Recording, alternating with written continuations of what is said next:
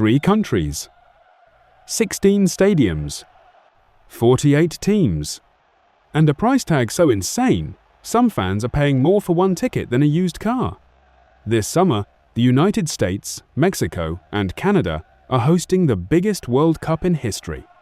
But they are not paying the same price, not getting the same experience, and not playing by the same rules. So, who's actually winning? And who's getting left behind? On paper, the 2026 World Cup costs around $14 billion. That sounds massive. Until you compare it to Qatar 2022, over $200 billion spent building an entire football world from scratch. North America didn't do that. Most stadiums already exist. So this looks like a cheap World Cup. But there's a twist.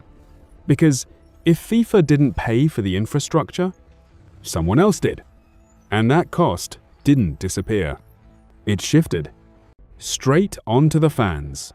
Let's start with Mexico. Estadio Azteca isn't just a stadium, it's football history. World Cups in 1970, 1986, legends like Pelé and Maradona played here. This is where football feels like religion. Now the United States. 11 host cities, massive NFL-built stadiums, ultra-modern arenas like SoFi Stadium and MetLife where the final will be played. Everything is bigger, cleaner, more expensive. And then Canada. Only 2 cities, Toronto and Vancouver. Smaller stadiums, tighter capacity, but still global demand.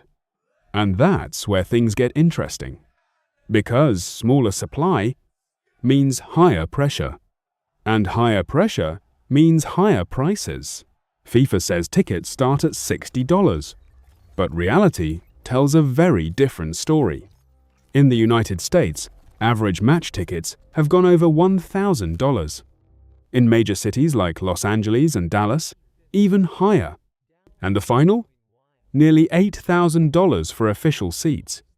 But on resale markets, some tickets have been listed for over $2 million. Yes, $2 million for one match. Now cross into Mexico. And everything flips. Tickets can still be found for under $100. Same World Cup, same teams, same dream. Completely different reality. So if you're asking where football is still for the fans, the answer is obvious. But tickets are only the beginning.